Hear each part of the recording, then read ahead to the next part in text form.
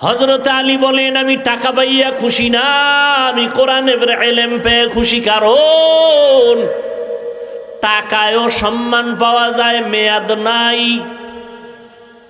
ভয় কখন যদি ফুলের মালা দিয়ে আবার জুতার মালাও দিতে পারে। কিন্তু কোরআনের ইলমের সম্মান এত বেশি, টাকাওয়ালার টাকা আজ আছে কাল থাকবে না, ইলমওয়ালার ইলম সিনায় ডুববে আর বিদায় হবে না।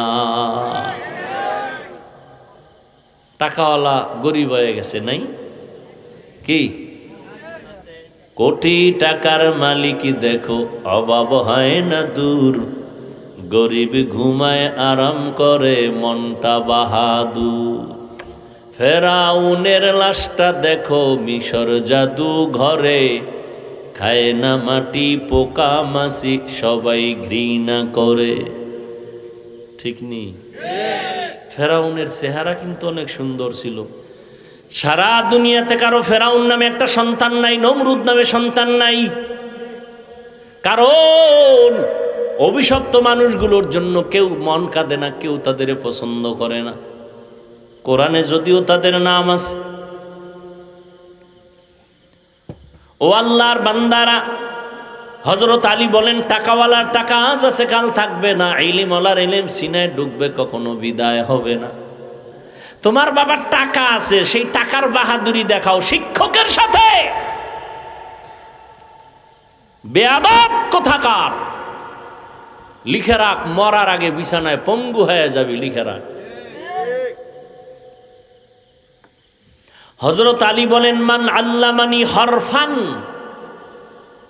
ইনশাআ বাআ ওয়া ইনশাআ আতাকা। আমাকে একটা অক্ষর যে শিক্ষা দিলেন, তিনি আমার মাথার মুকুট, চাইলে তিনি আমারে গোলাম বানাইয়াও রাখতে পারেন, বিক্রিও করতে পারেন। তিনি আমার এত দামি ব্যক্তি। মা বাবায় তোমার এত শিক্ষিত মানুষ, তারপরও সন্তানের লেখাপড়া করাইয়া নিজে মানুষ বানাইতে পারে না, আর একজনের কাছে দেয়। ওই শিক্ষক তোমারে ধৈর্য ধৈর্য হাতে কলমে দস্তকাত শিখায়, ইংলিশে কথা বলা শিখায়, তার সাথে বেয়াদবি করবা, কপাল পুড়ে যাবে। আর আল্লাহর কাছে মাপ চাইলেও ক্ষমা নাই, কারণ এটা বান্দার হক। বান্দার হক বান্দায় আগে মাপ দিতে হবে, তারপরে আল্লাহ দিবেন। শিক্ষকের সাথে বেয়াদবি করেছো, শিক্ষক ক্ষমা না দেওয়া পর্যন্ত আল্লাহ দিবেন না, আল্লাহর ওয়াদা। বান্দার হক। হযরত আলী বলেন, আমি ইলম পেয়ে খুশি, টাকা পাইয়া খুশি না, মাল পেয়ে খুশি না, মাল পেয়ে খুশি আবু জাহাল, আবু লাহাব। আমরা ইলম পেয়ে খুশি, কারণ ইলম বিদায় হবে না। দ্বিতীয় ব্যবধান হলো, টাকাওয়ালার টাকা যত বাড়ে তত দুশ্মন বাড়ে, আর জ্ঞানীদের জ্ঞান আর ইলম যত বাড়ে তত বন্ধু বাড়ে। টাকাওয়ালার টাকা বাড়লে বন্ধু বাড়ে? সব দুশ্মন, চারিদিকে সব দুশ্মন। বডিগার্ড বডির উপরে ছুরি মারে। হযরত আলী বলেন, ৩ নাম্বার ব্যবধান, টাকাওয়ালার যত বয়স বাড়ে তত সবার ঘৃণা বাড়ে, আর ইলমওয়ালার যত বয়স বাড়ে সবার মোহাব্বত বাড়ে। টাকাওয়ালা যত বুড়া হয়, বউও কয় মরে না কেন, ছেলেরাও কয় ইমাম সাহেব একটা জালালি খতম দেন তো, তাড়াতাড়ি বাবায় মরে যাক, তাহলে বাবার টাকা পয়সা দিয়ে একটু আড্ডা দিব, যেখানে সেখানে ঘুরতে পারবো, কিন্তু এই বাবার কারণে পারি না। দেখেন না বৃদ্ধাশ্রমে কি কান্নাকাটির হিরিক পড়ে গেছে সন্তানরা মা বাবার। কয়েকদিন আগে একজন আমার শুনাইছে, আমি দেখি নাই, ফেসবুক চালাই না, আল্লাহর শুকর, আল্লাহ এই গজব থেকে আমার হেফাজত করো। তোমাকে দোয়া তোমরা কইরে নাও, কারণ এই দোয়া কবুল হইতো না। বেতাল্য অবস্থা, যে আকাম চলতেছে। সেদিন একজনে কইছে, আমি দেখি নাই ফেসবুকে, যে সন্তান বাবারে নাকি ইচ্ছারম পিডেইছে। এইটা আবার ভাইরাল হয়েছে বলে, তোমরা দেখছো কিনা জানি না। বাবারে পিডাইতেছে সন্তান।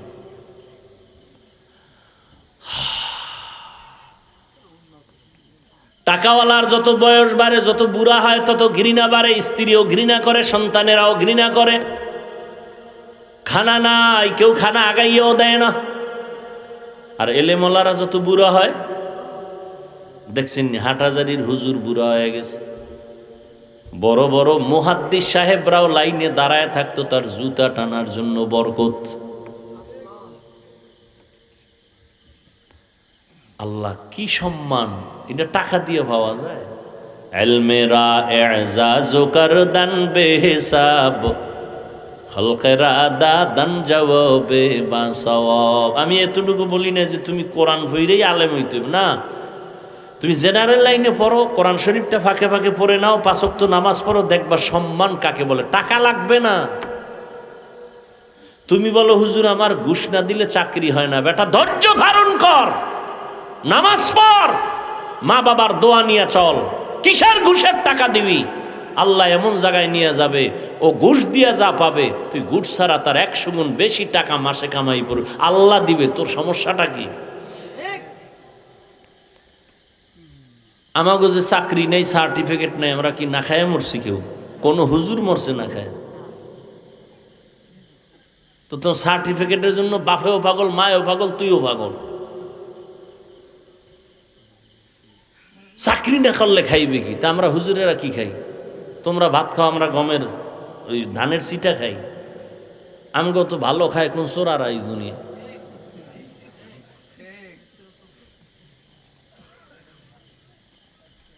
মিষ্টি দেবা, দাও, বিসমিল্লা বিসমিল্লা নাই। আর কোটিপতি আস্তাগফিরুল্লাহ, নাউজুবিল্লাহ। খবরদার, বিষ দে বিষ, এই মিষ্টি দিস না, কারণ এটার মধ্যে রেড অ্যালার্ট দেওয়া আছে, খাইলেই বিষ। গরু দে, 6 কেজি 2 হুজুরে খাইয়ে লাইছে, নাই। হ্যাঁ, কোটিপতির সামনে খবরদার, খবরদার। একটা পেঁয়াজ কেটে দে, পেঁয়াজ, একটু নুন দাও, আর 1 চামচ একটু ডাইল, সারা ভাত। খবরদার, ওই জগতে যাওয়া নিষেধ। কি রুটি? কি রুটি? দামি রুটি না, কোনো দামি রুটি না, একেবারে যেটা সবাই সচরাচর খাইতেও পারে না, এইরকম লাল আটা খুঁজে আনো, মজা নাই। এরপর শান্তি আছে। যে আয়াত পড়েছি, আল্লাহ বলেন আমি দুনিয়াতে মানুষ পাঠাই নাই, জিনও পাঠাই নাই। হ্যাঁ পাঠাইছি, একমাত্র ইবাদতের জন্য। হাদিস পড়ছি, রসুল বলেন লা তাআতা লি মাখলুকিন ফি মাসিয়াতিল খালিক। আল্লাহকে অসন্তুষ্ট করে পৃথিবীর কাউকে খুশি করা হারাম। আল্লাহকে বেজার করে মা বাবার কথা মানা হারাম। আল্লাহকে বেজার করে পীরের কথা মানা হারাম। আল্লাহকে বেজার করে কোনো নেতার কথা মানা হারাম। এক কথায় দুনিয়ার সবকে বেজার করা সম্ভব, আল্লাহকে বেজার করা এলো হাদিস। আল্লাহ বলেন আমি মানুষ জিন পাঠাই নাই। হ্যাঁ পাঠাইছি ইবাদতের জন্য। ডাইরেক্ট বললেই তো হইতো মানুষ জিন আমি ইবাদতের জন্য পাঠাইছি, প্রথম পাঠাই নাই, এরপরে আবার পাঠাইছি ইবাদতের জন্য। ঘুরাইয়া বললেন কেন? কারণ আল্লাহ পাক মানুষের জেহেনকে খালি করছেন। তুমি মনে করতেছো ব্যবসা তোমার কাজ, চাকরি তোমার কাজ, আর ওই কাজের প্রাধান্য দিয়া তুমি আখেরাতকে ভুলে গেছো। না, ওটা তোমার কাজ না। তো তোমার কাজ কি? তোমাকে বানানো হয় নাই, এটাকে আগে জেহেনে ঢুকাও, এরপরে ঢুকাও যে হ্যাঁ তোমাকে একটা কারণে বানানো হয়েছে, সেটা হলো কি? ইবাদত। কি জন্য বানানো হয়েছে? ইবাদত। এখন ইবাদত কি?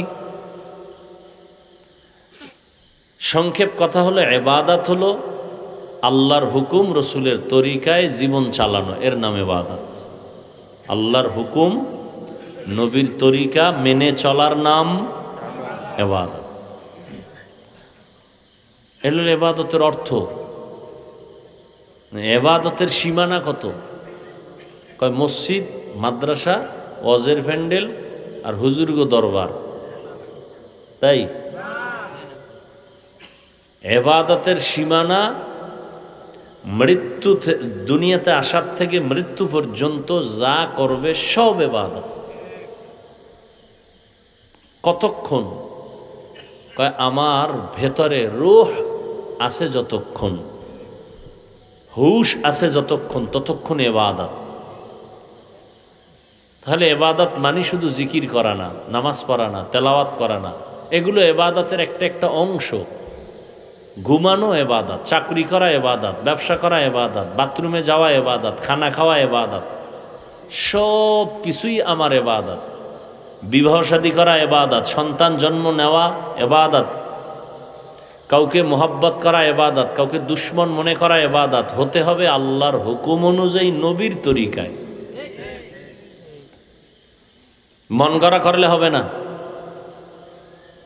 একজনে মাগরিবের 3 রাকাত ফরজে দাঁড়ায় চিন্তা করে বেজোর হইরে লাভ কি, আরো 2টা সেজদা বাড়াই আল্লাহরে দেই, জোর কইরে আর 1 রাকাত পড়ি, জোর হবে 4 রাকাত হবে?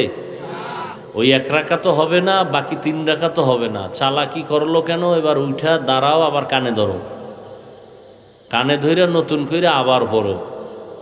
সমস্যা কি? ও আল্লাহ, আমি তো আমার আব্বার জন্য পড়ি নাই, তোমারে খুশির জন্য 2টা সেজদা বাড়ায় দিছি। কয় না, আমার বন্ধুর নিয়মে নাই, আমার বন্ধু মোহাম্মদের তরিকায় নাই। একজনে রোজা রাখতে রাখতে 30, এত মন খুশি, আল্লাহ পুরাটা বছর দিলে তো আরো রাখতাম, যেহেতু দেয় না অন্তত ঈদের দিনটা রাখি। আবেগে ঈদের দিনও রাখছে, হবে সওয়াব? আল্লাহর জন্যই রাখছে, আল্লাহর জন্যই রোজা রাখছে ঈদের দিন, এরপরও হবে? কেন হবে না? নবীজির তরিকায় নাই। মান আহাব্বা সুন্নতি কৌলে রসুল মজদায়ে কানা মাই হাম কুন কবুল হামসুরাতো हमसिराते मुस्तफा दर तमामी हाले उकुन इत्तेबा इत्तेबाए सुन्नते खैरुल बशर गिर लाजिम तबयबी ऐ पेसर। इबादत হবে আল্লাহর জন্য, নবীর তরিকায়। ব্যবসা করা এটা ইবাদত। আল্লাহ বলেন হাল্লাল্লাহুল বাইআ ওয়া হাররামার রিবা,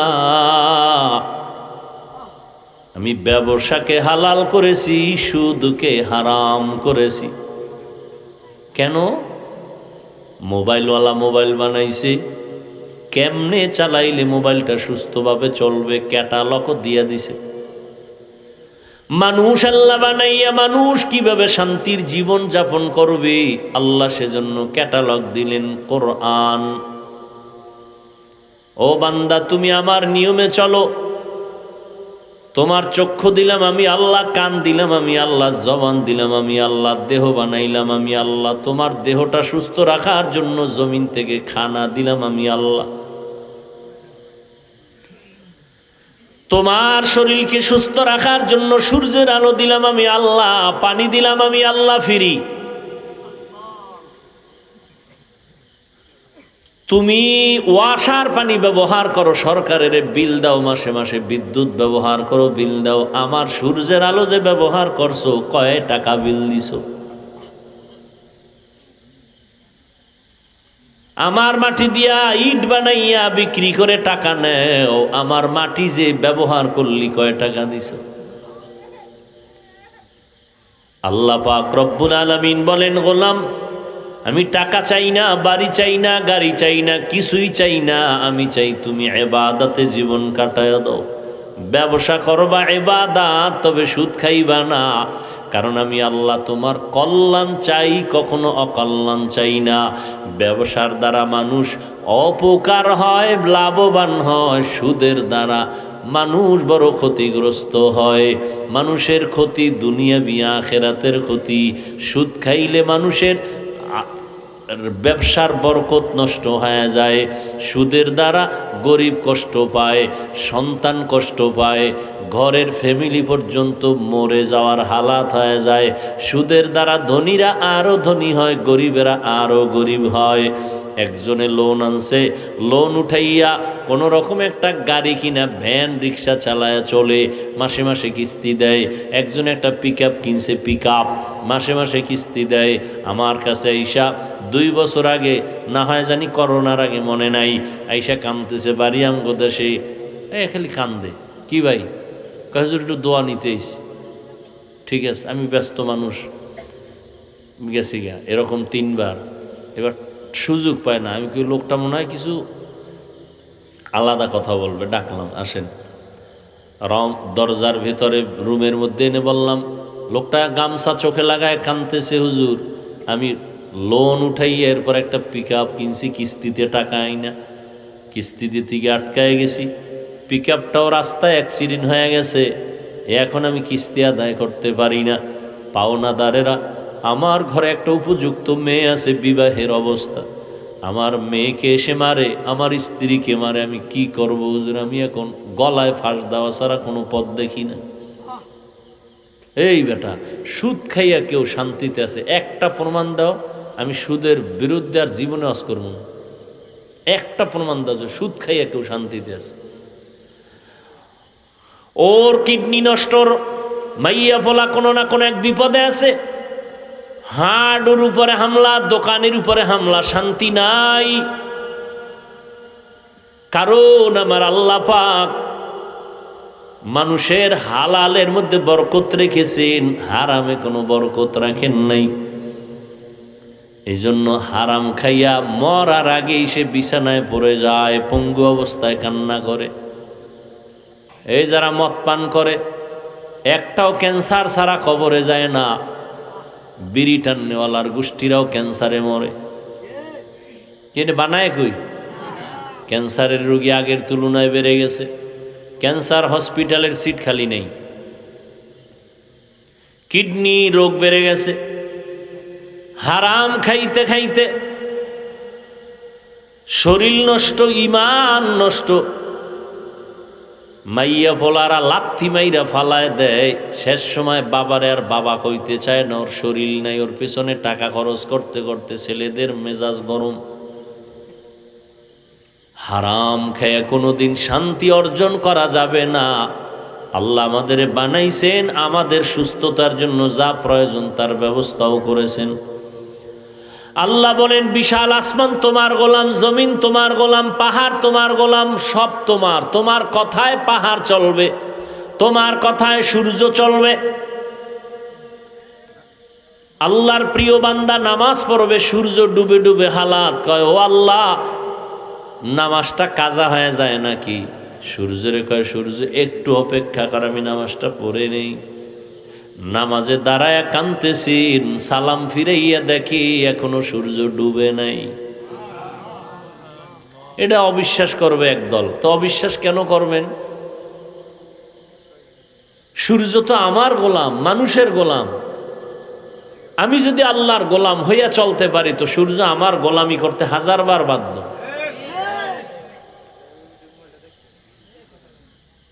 ও আল্লাহর বান্দারা, চাষাবাদ করে, গরুরে ডাইনে খোলে ডাইনে যায়। চাষি যদি গরুটাকে বলে দাঁড়াও, দাঁড়ায়। তাহলে একজন চাষি মূর্খ মানুষ, বেনামাজি, তার কথা গরু শুনেনি, কথা হয় না। তাহলে একজন খাঁটি আল্লাহওয়ালার কথা কেন সূর্য শুনবে না? কেন বাঘ শুনবে না? নদীর মধ্যে পানি নাই, শুকায় গেছে দীর্ঘ বছর। লোকেরা এসে বলে, হজরত বড় একজন আল্লাহর খাস বান্দা, কয় পানি নেই, নদী শুকানো, অনেক বছর। চিঠি লেখলেন, কি লেখছেন তিনি জানেন, আল্লাহ জানেন। নিয়ে কয়, চিঠিটা নদীর মধ্যে ফেলে দাও। চিঠিটা যখন ফেলে দিয়েছে, শুকনা নদীতে পানির জোয়ার শুরু হয়ে গেছে। এ বলে বিশ্বাস করা যায় কোন? তো এটা একটা কথা? দীর্ঘ বছর পানি নেই নদীতে, এটা চিঠি লেখছে, চিঠিটা ফালায় দিছে, পানি জোয়ার শুরু হয়ে গেছে। এটা একটা কথা? জ্ঞানে ধরে, মেধায় ধরে, কিন্তু না ধৈরাও উপায় নাই। কামটা তো ঘটাইছেন আল্লাহ পাকের প্রিয় বান্দা হজরত ওমরে ফারুকের লেখা চিঠি দিয়া। চরমনের পিসা বইলে মোটামুটি কাফের বললে আর টেনশন ছিল না, আরে কাফের বলা যাইত। শরীয়তপুর হাজী শরীয়তুল্লাহর বংশধরেরা যদি এরকম একটা ঘটনা ঘটাইয়া লাইত, তাহলে মোটামুটি কাফের বললেও কোনো টেনশন ছিল না, সব কাফের। এটা হইতে পারে না। কাফের বলনেওয়ালারা টেনশনে ভরে গেছে, ওমরেরে কেমনে কই, বুঝেন নাই? হ্যাঁ, বড় কঠিন। বলবেন হুজুর ওমরের সাথেও কি দুশ্মনী করে হুজুরেরা? আরে 20 রাকাত তারাবি পড়ে না কেন? কয় মোহাম্মদের মানি, ওমরের মানি না। কয় মানতে গেলে 20 পড়া লাগবে।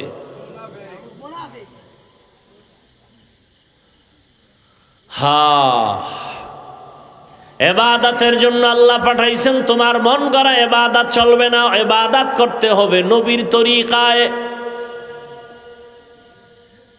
নবী যেমনে যেমনে শিখাইছেন অমনি ভাবে করো। কিতাবে যেমন লেখছে এমনে করো না, না না। আল্লাহ কয় সাল্লু কামা রাআইতুমুনি উসাল্লি। ও সাহাবায়ে কেরাম, আমাকে যেমনে নামাজ আদায় করতে দেখো এমনি তোমরাও আদায় করো। নবীজি দেখায় দিছেন নখগুলো কেমনে কাটবা, এইভাবে কাটো। কাদেরে দেখাইছেন? সাহাবায়ে কেরামদের। এখন আমরা যদি নবী কেমনে নখ কাটছেন জীবনে দেখি নাই, স্বপ্নেও দেখি নাই, কেমনে কাটছেন? কয় সাহাবাদেরকে দেইখা কাটো। কয় সাহাবীরেও দেখি নাই। তাদেরে দেখছেন তাবিন, তাদের দেখো। কয় তারও ভাই নাই। তাদেরে দেখছেন তাবে তাবিন, তাদের দেইখা কাটো। কয় তাদেরও ভাই নাই। কারে পাইছো? কয় ওলামায়ে কেরাম পাইছি। কয় ওলামায়ে কেরাম তাদের দেখছেন।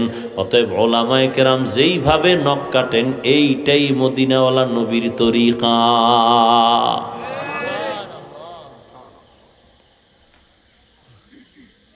রহমতের নবীর তরিকায় বাথরুমে যাও ইবাদত।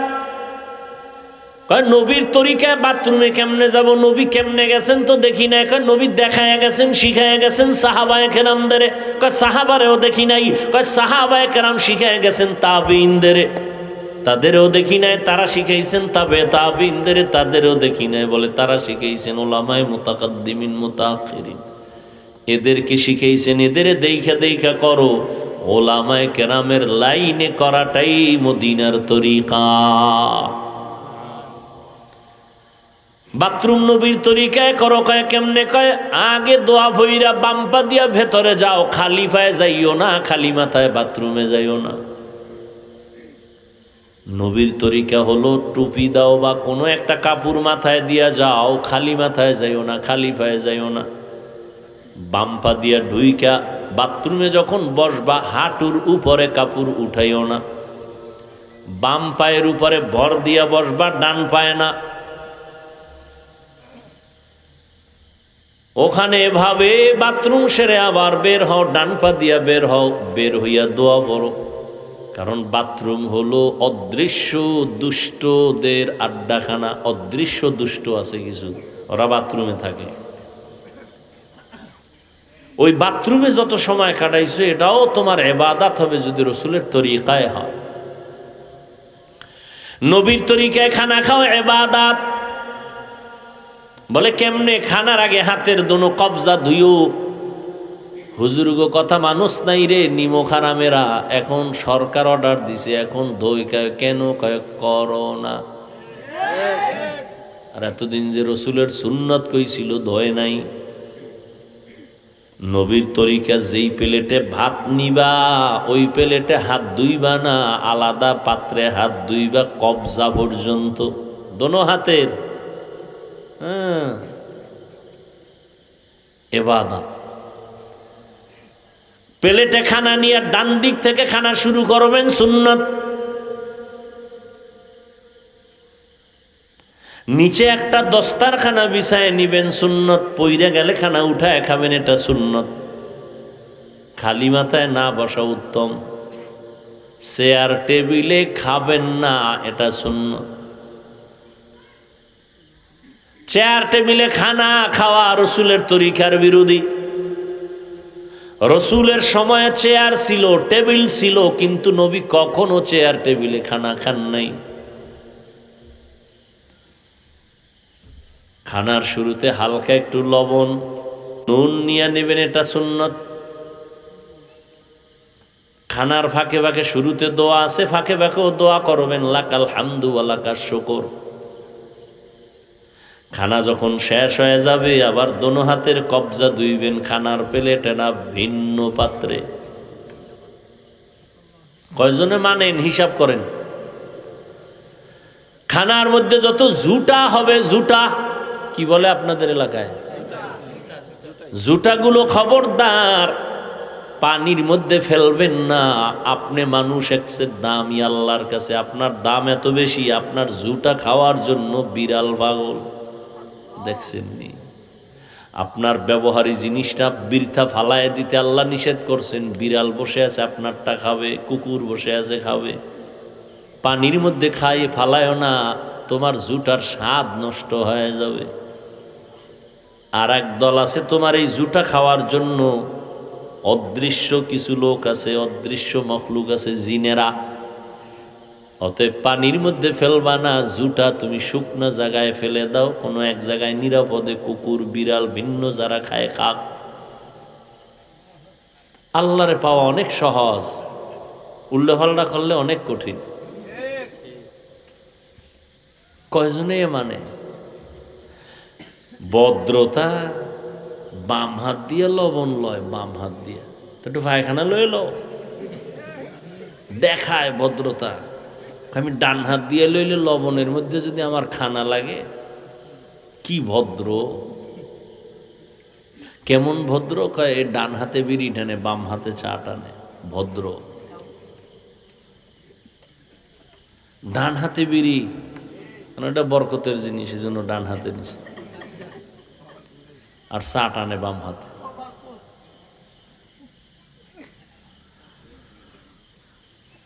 কই আমনের বাম হাতটা মানে সেকেন্ডের মাথায় দৌড় দেয়, আমগো বাম হাত তো কোনোদিন দৌড়ায় না,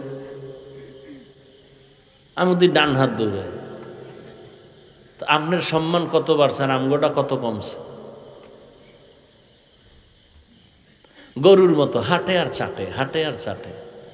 গরু তো আডে আর খায়, এও গরুর মতো আডে আর খায়। অথচ একটা খানার মধ্যে কত ডাইনে বামের নজর পড়ে, পড়ে না? খাইয়ে কয় পেট ব্যথা করে, তো পেট ব্যথা করবে কে? বিসমিল্লাহ কইছো। মানুষের সামনে খাইছো, ওই বেটার খিদা 3 দিনের, হে পারে না থাবা দিয়ে নিয়ে যায়, হ্যার সামনে বইয়ে মোষ তাওয়ায়ে তাওয়ায়ে খায়। তো তোর পেটে গজবে ধরবে না তো ধরবে কি?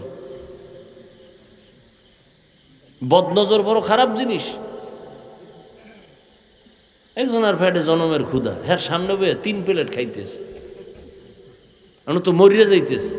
ও তো তাকায় দেখতেছে কেমনে খায়, ও পারে না যাই হুমরি খাইয়া পড়ে প্লেটের উপর। আর এই খাওয়া খায় বিছনা যাই হয়ে পড়ে, বাথরুমের দরজা খুইলা রাখো, ওটা আটকানের আর দরকার নেই।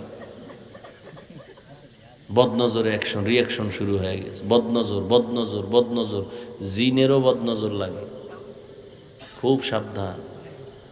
এজন্য কোনো কিছু খাওয়ার আগে অন্তত বিসমিল্লাহ হইলেও পড়ে নেবেন, আর কারো সামনে খাইবেন না। এই রাতের বেলা ঘরে যেয়ে খাইবেন, জানালা খোলা রাইখে খাইবেন না, বাহির থেকে নজর আসতে পারে। বলার দায়িত্ব আমার, আপনার ফোন দিতে তার আমি চলি না, আমি রসুলের মহব্বতে বলে গেলাম। আপনি ফোন দিতে আপনি মরেন, তা আমার কি?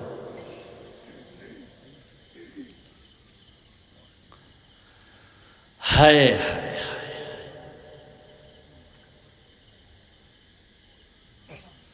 ঘুমাইবেন নবীর তরিকায় ইবাদত। বলে কেমনে? কয় ওযু সহকারে ঘুমাও, ডান কাতে ঘুমাও। হে কায়তকুই তো আর কোনো টাইম আছে? হে মোরা মোবাইল নিয়ে মোরা খাবায় আছে, হারাটা রাত আমরা মোনাজাত ধরি বই, আর হে ধরে হইয়া সারাটা রাত হে মোবাইল, সারা রাত। কির হুজুর কির খাজুর, সব এই রোগে রোগী। যে জোরে ঠিক কয় মনে হয় সব আমি আকাম করি। হে ভালো,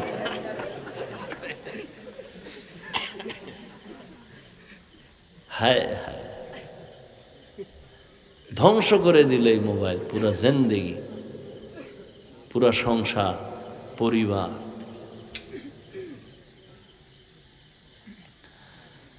ডান কাতে ঘুমাবেন,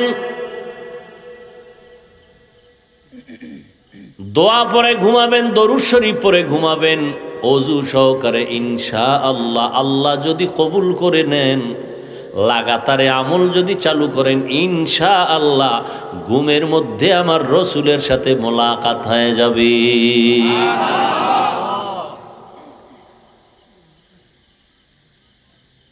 আহ, অথচ রাতের ঘুম শরীরের বড় নেয়ামত, বড় ঔষধ। মদিনার নবী বলেন, এশার নামাজ পড়ে যদি কেউ ঘুমাও, ঘুম থেকে উঠে যদি আবার ফজরের নামাজ আদায় করো, ঘুমাইয়া যেই সময় কাটাইছো এই সময়টাও নেকের পাল্লায় ওজন করা হবে। এরে আমার কলিজার যুবক, আমি বলি না তুমি আমার মতো হুজুর হইয়া যাও, স্কুল কলেজ বাদ দিয়া মাদ্রাসায় চলে যাও, না না না। তুমি স্কুলে পড়ো, কলেজে পড়ো, চাকরি করো, ব্যবসা করো, কোনো বাধা নাই, সেটাও ইবাদত যদি আল্লাহর জন্য নবীর তরিকায় হয়। তুমি ডাক্তারি পড়তেছো এই নিয়তে যে আমি ডাক্তার হইয়া মানুষের সেবা করব, বেঈমানের মোকাবেলায় চ্যালেঞ্জে আমি দাঁড়ায় যাব। বেঈমান বলবে মুসলমানের সাথে আরি, ডাক্তার দিব না, চিকিৎসা দিব না, ঔষধ দিব না। তুমি মুসলমান ডাক্তার, তখন চ্যালেঞ্জের মোকাবেলায় দাঁড়ায় বলবা, এই বেঈমানের বাচ্চা ইসরায়েলের গোষ্ঠীরা, তোরা যদি আমগো মুসলমানের সার্ভিস না দাও, ডাক্তার হসপিটাল না দাও, ইনশাআল্লাহ আমাদের মুসলমানের জন্য আমরা মুসলমান ডাক্তারেরাই যথেষ্ট। তাহলে ডাক্তারি করা খারাপ? কত দামি একটা ভালো পেশা। ও আল্লাহর বান্দা, লেখাপড়া করো আল্লাহর জন্য, নবীর তরিকা জিন্দা রাখার জন্য। তোমার মতো কত যুবক জীবনে মাদ্রাসায় পড়ে নাই, স্কুলে পড়ে, কলেজে পড়ে, চাকরি করে, RAB, army, police, BDR, doctor, professor, engineer, OC, DC, SP, chairman, member, MP, মন্ত্রী, 5 বেলার নামাজ পড়নেওয়ালা এরকম লোক জেনারেল লাইনে আছে না নাই? তুমি পারো না কেন? আমাকে হুজুর টুজুর বাদ দাও, তোমার লাইনের লোকটা নামাজ পড়ে, চাকরি করে, নামাজ পড়ে, ড্রাইভারি করে, নামাজ পড়ে, কলেজে পড়ে, তুমি পারো না কেন? আল্লাহ জিগাইলে কি জবাব দিবা সেদিন?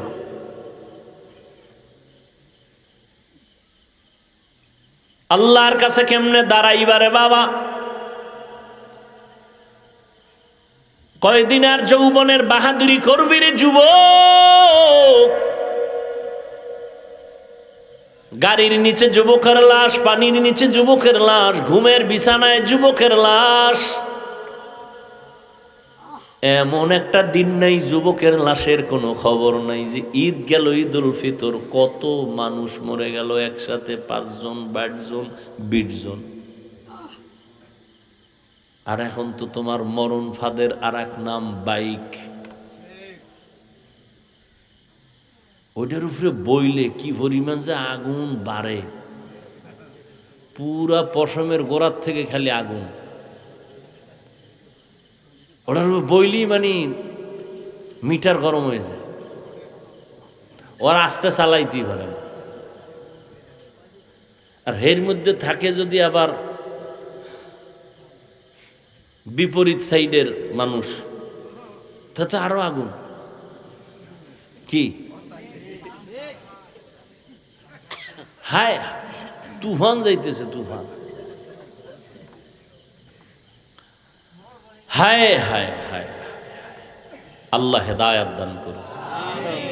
ওয়ামা খালাকুতুল জিন্না ওয়াল ইনসা ইল্লা ইল্লা লিয়াবুদুন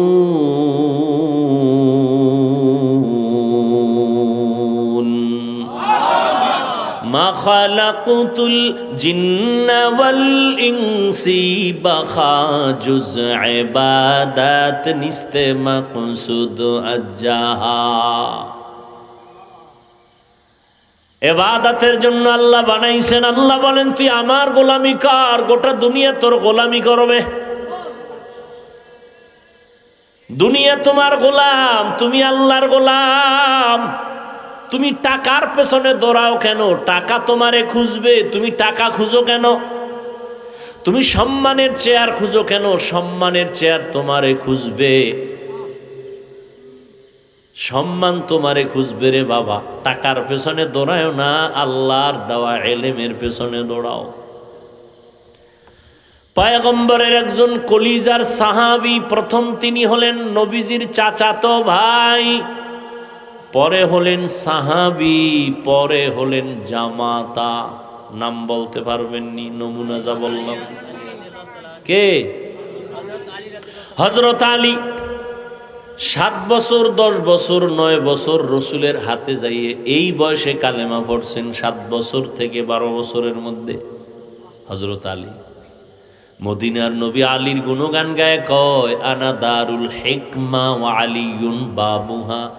আমি হলাম ইলম ও হিকমতের ঘর, আর এই ইলমের ঘরের দরওয়াজা আমার হযরতে আলী। হযরত আলী শুকর আদায় করেন। যুবক, ও আল্লাহ, মানুষের সম্মানের চেয়ারে বসতে হলে 2 পুঁজির একটা লাগে, টাকা লাগে, না হয় ইলম লাগে, শিক্ষাগত যোগ্যতা লাগে। মানুষ শিক্ষিত মানুষের সম্মান করে টাকা না থাকলেও, আর শিক্ষিত না কিন্তু টাকা আছে সম্মান করে।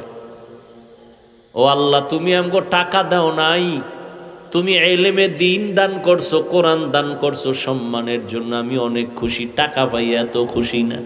রাজিনা কিসমাতাল জব্বার ফিনা লানা ইলমুন ওয়ালিল আ'দাই মালু ফাইন্নাল মালা ইয়াফনি আন করিবিন وَإِنَّ الْعِلْمَ بَاقٍ لَا يَزَالُ علم رائع زاز کردن بے حساب خلق را دادن جواب باسواب।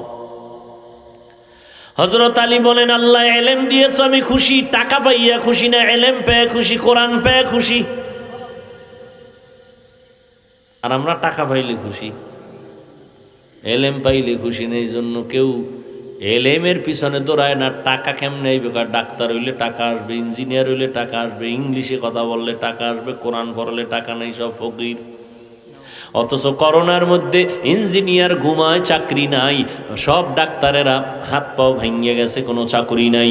ব্যবসার ব্যবসা বন্ধ, চাকরিজীবীর চাকরি বন্ধ, ফ্যাক্টরি বন্ধ, গাড়ি বন্ধ, ট্রেন বন্ধ, রাস্তা বন্ধ, দোকান বন্ধ।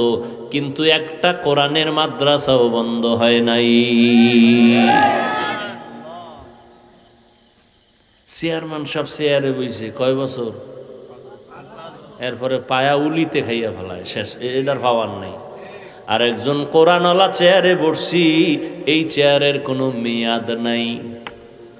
আছে? এই চেয়ারের মেয়াদ আছে? বড় হুজুর এই চেয়ারে বইলে কোনো এমপি বইব এই চেয়ারে? আর খবরদার খবরদার, হুজুরের চেয়ারে পাওয়া যাবে। এবার বুঝেন, একটা হলো মাওলার সিলেকশন, আর একটা হলো বান্দার ইলেকশন। বান্দার ইলেকশন, মাওলার সিলেকশনের সম্মান। হযরত আলী বলেন, আমি টাকা পাইয়া খুশি না, আমি কোরআনের ইলম পেয়ে খুশি। কারণ টাকায়ও সম্মান পাওয়া যায়, মেয়াদ নাই। ভয় কখন যদি ফুলের মালা দিয়ে আবার জুতার মালাও দিতে পারে। কিন্তু কোরআনের ইলমের সম্মান এত বেশি, টাকাওয়ালার টাকা আজ আছে কাল থাকবে না, এলেমওয়ালার এলেম সিনায় ডুববে আর বিদায় হবে না। টাকাওয়ালা গরিব হয়ে গেছে নাই কি? কোটি টাকার মালিক দেখো অভাব হয় না দূর, গরিব ঘুমায় আরাম করে মনটা বাহাদুর। ফেরাউনের লাশটা দেখো মিশর জাদু ঘরে, খায় না মাটি পোকা মাছি সবাই ঘৃণা করে। ঠিক নেই? ফেরাউনের চেহারা কিন্তু অনেক সুন্দর ছিল, দাড়ি ছিল এত বড় বড়, হুজুর টাকার অভাব নাই, ক্ষমতার অভাব নাই। এরপরও কেউ ফেরাউনের নাম শুনলে দোয়া করে কি? পৃথিবীতে আমগো মুসলমান বাদ দেন, কোনো বেঈমানের ঘরে কোনো সন্তান আছে ফেরাউন? দুই একজন আছে, এদিকে শরীয়তপুরে আছেন যে অমুকের নাম, আমার ছেলের নাম মুহাম্মদ ফেরাউন। হ্যাঁ, কেউ যদি বলা হয় তুমি ফেরাউন রাখো, না না না না, আরে তোর মাসে মাসে 50,000 টাকা দিব। 50,000 টাকা ভাইয়া বেঈমান কইবে আমি পারুম না, আমার টাকার গুল্লি মেরে। আমগো বাঙালি জাত বড় বেতাল্লা, ও কইব আসলে দিবানি, কহা স্টাম্প কর দিমু, কথা হলে নাম রাইখে দিলাম, পরে তওবা করে নিই। সারা দুনিয়াতে কারো ফেরাউন নামে একটা সন্তান নাই, নমরুদ নামে সন্তান নাই, কারণ অভিশপ্ত মানুষগুলোর জন্য কেউ মন কাঁদে না, কেউ তাদের পছন্দ করে না। কোরআনে যদিও তাদের নাম আছে। ও আল্লাহর বান্দারা, হযরত আলী বলেন টাকাওয়ালার টাকা আজ আছে কাল থাকবে না, ইলমওয়ালার ইলম সিনায় ডুববে কখনো বিদায় হবে না। তবে এখানে যুবকরা আছো, শিক্ষিত, তোমরা শিক্ষা অর্জন করো। তোমাদেরকে একটু পয়েন্টটা বলেই দেই, শিক্ষাগত জ্ঞান সিনায় ঢুকলে এটা যায় না, যায় না, যায় না, 1000 কোটিবার সত্য কথা যায় না। তবে এই জ্ঞানটাও সিনার থেকে চলে যাবে যদি এই ইলমের সাথে, জ্ঞানের সাথে, বা জ্ঞান শিক্ষা যিনি দিছেন তার সাথে বেয়াদবি করো, তো জ্ঞান থাকবে না। শিক্ষকের সাথে মাস্তানি না, তোমার বাবার টাকা আছে, সেই টাকার বাহাদুরি দেখাও, শিক্ষকের সাথে বেয়াদব কোথাকার। লিখে রাখ, মরার আগে বিছানায় পঙ্গু হয়ে যাবি, লিখে রাখ। হযরত আলী বলেন মান আল্লামানি হরফান ইনশাআ বাআ ওয়া ইনশাআ আতাকা, আমাকে একটা অক্ষর যে শিক্ষা দিলেন তিনি আমার মাথার মুকুট, চাইলে তিনি আমারে গোলাম বানাইয়াও রাখতে পারেন, বিক্রিও করতে পারেন, তিনি আমার এত দামি ব্যক্তি। মা বাবায় তোমার এত শিক্ষিত মানুষ, তারপরও সন্তানের এই লেখাপড়া করাইয়া নিজে মানুষ বানাইতে পারে না, আর একজনের কাছে দেয়। ওই শিক্ষক তোমারে ধৈর্য ধৈর্য হাতে কলমে দস্তকাত শিখায়, ইংলিশে কথা বলা শিখায়, তার সাথে বেয়াদবি করবা, কপাল পুড়ে যাবে। আর আল্লাহর কাছে মাপ চাইলেও ক্ষমা নাই, কারণ এটা বান্দার হক। বান্দার হক বান্দায় আগে মাপ দিতে হবে, তারপরে আল্লাহ দিবেন। শিক্ষকের সাথে বেয়াদবি করেছো, শিক্ষক ক্ষমা না দেওয়া পর্যন্ত আল্লাহ দিবেন না, আল্লাহর ওয়াদা। বান্দার হক। হযরত আলী বলেন আমি ইলম পেয়ে খুশি, টাকা পাইয়া খুশি না, মাল পেয়ে খুশি না, মাল পেয়ে খুশি আবু জাহাল, আবু লাহাব। আমরা ইলম পেয়ে খুশি, কারণ ইলম বিদায় হবে না। দ্বিতীয় ব্যবধান হলো টাকাওয়ালার টাকা যত বাড়ে তত দুশ্মন বাড়ে, আর জ্ঞানীদের জ্ঞান আর ইলম যত বাড়ে তত বন্ধু বাড়ে।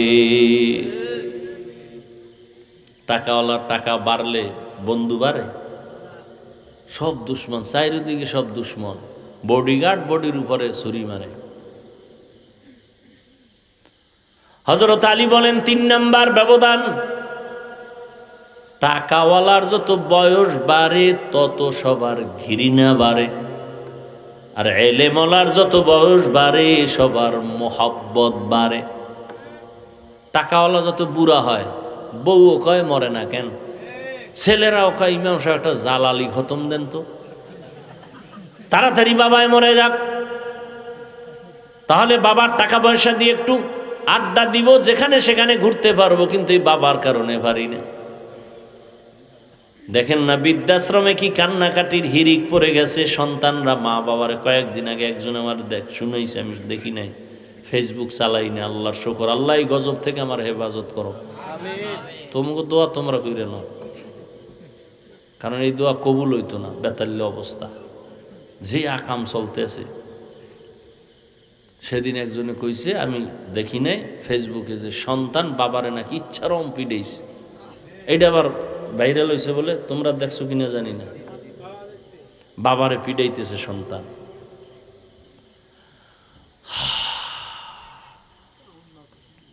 টাকাওয়ালার যত বয়স বাড়ে, যত বুড়া হয়, তত ঘৃণা বাড়ে, স্ত্রীও ঘৃণা করে, সন্তানেরাও ঘৃণা করে। খানা নাই, কেউ খানা আগাইয়েও দেয় না। আর এলেমলারা যত বুড়া হয়, দেখছেন হাটহাজারির হুজুর বুড়া হয়ে গেছে, বড় বড় মুহাদ্দিস সাহেবরাও লাইনে দাঁড়ায় থাকতো তার জুতা টানার জন্য, বরকত।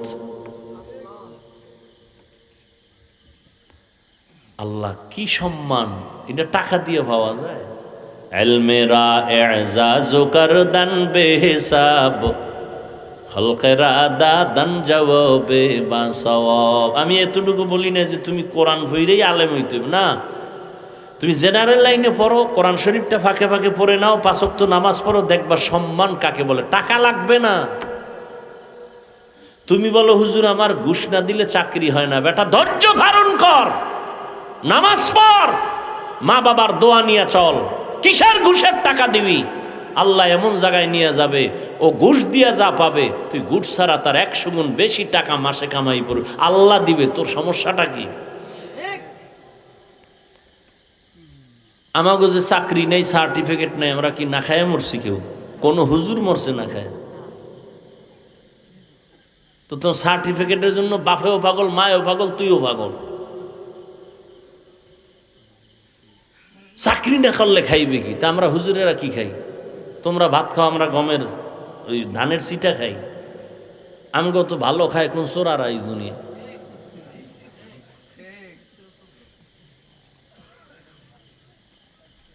মিষ্টি দেবা, দাও, বিসমিল্লা বিসমিল্লা নাই।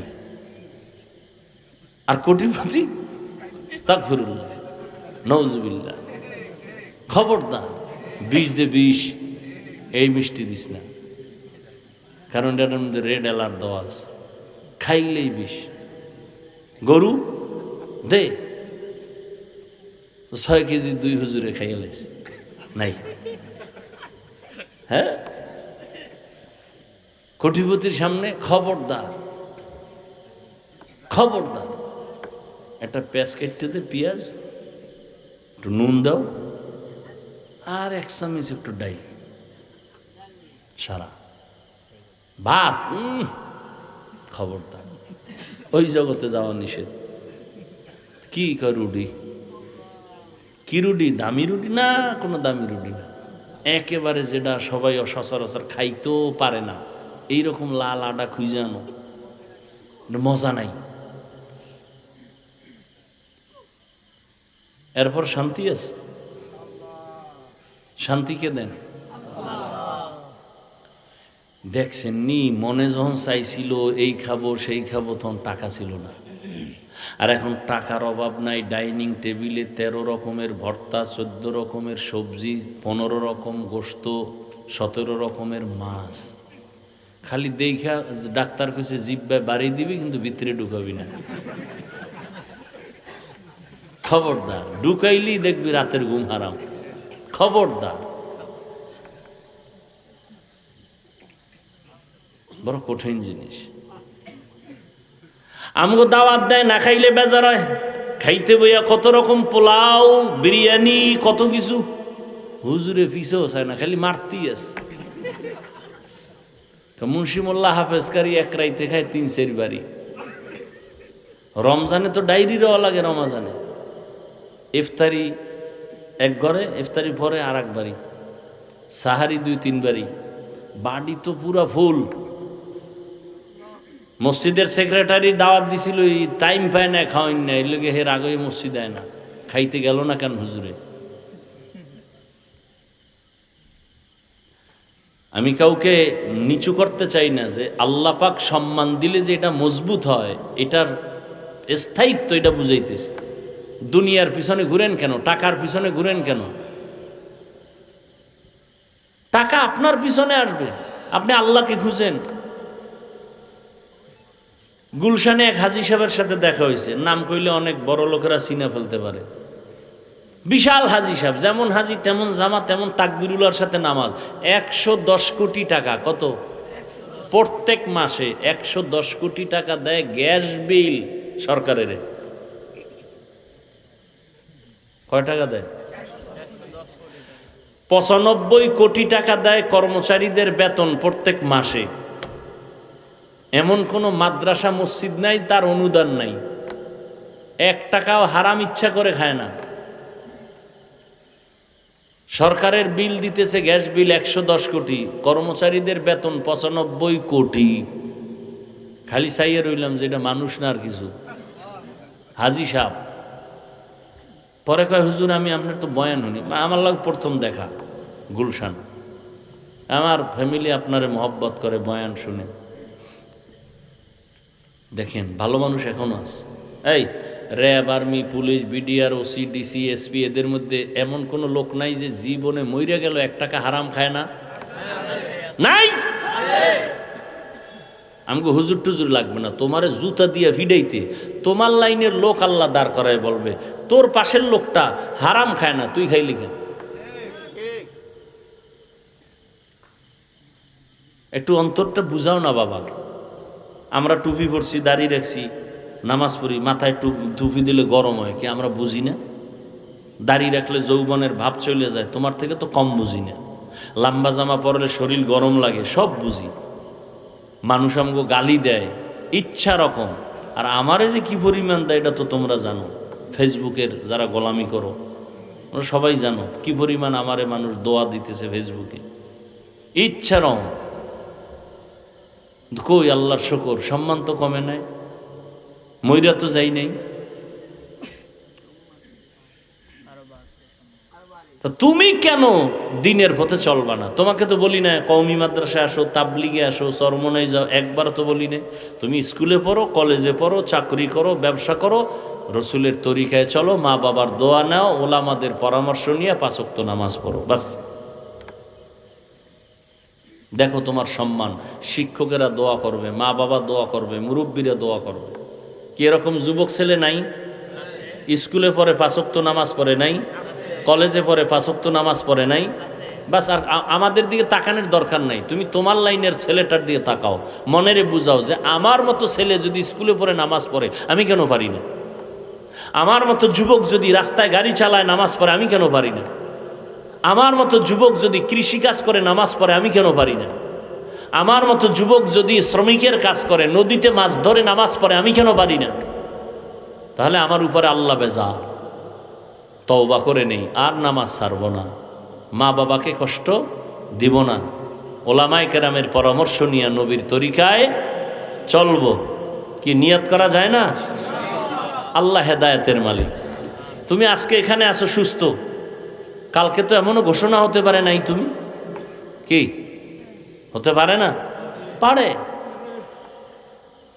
তোমার শরীরে কোনো রোগ নাই, তুমি মনে করতেছো আমি আরো 100 বছর বাঁচবো, আমার কোনো রোগই নাই। হঠাৎ করে বুকে ব্যথা উঠছে, মাকে বললাম মা আমার ব্যথা করে বুকে, ধরো। 5 মিনিটে দেখে প্রাণ পাখি চলে গেছে।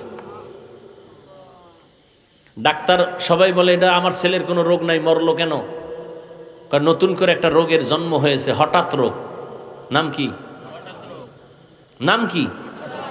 স্ট্রোক। শেষ জায়গায় শেষ।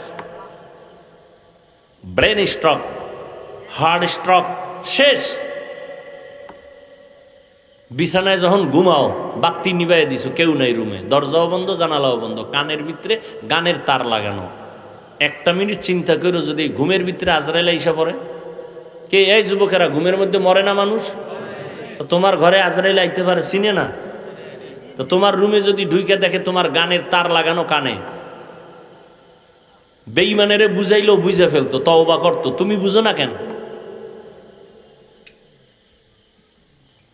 তুমি তো আল্লাহ মানো, নবী মানো, কোরআন মানো, হাদিস মানো, তোমাকে বুঝাইতে তো কষ্ট হয় কেন? আমাদের মানো না কেন? তোমার মতো বহু যুবক আছে চরিত্র ভালো, একটা নেশা পান করে না, কোনো নেশায় নাই, কোনো আড্ডায় নাই, এরকম ভালো যুবক নাই? তা তুমি তার মতো হতে পারো না? তুমি কাজী নজরুল হতে পারো না? কবি নজরুল হতে পারো না? তুমি মরে গেলে ইতিহাসের বই আকারে ছাপানো হবে, এডিশন তৈরি হবে, তুমি নিজেকে নিয়ে ভাবো না কেন? তুমি ভালো একজন ডাক্তার হও, বাংলাদেশ কেন তোমাকে বিদেশে হায়ার করে নিয়ে যাবে তোমার সুনাম, তোমার আদর্শে, তোমার চরিত্রের কারণে। তোমার মোবাইল চালানো ছাড়া আর কোনো কাম নাই? আল্লাহ সব ভাইকে হেদায়াত দান করুন। আলহামদুলিল্লাহি রাব্বিল আলামিন, ওয়াসসালাতু ওয়াসসালামু আলা সাইয়্যিদিল আম্বিয়াই ওয়াল মুরসালিন।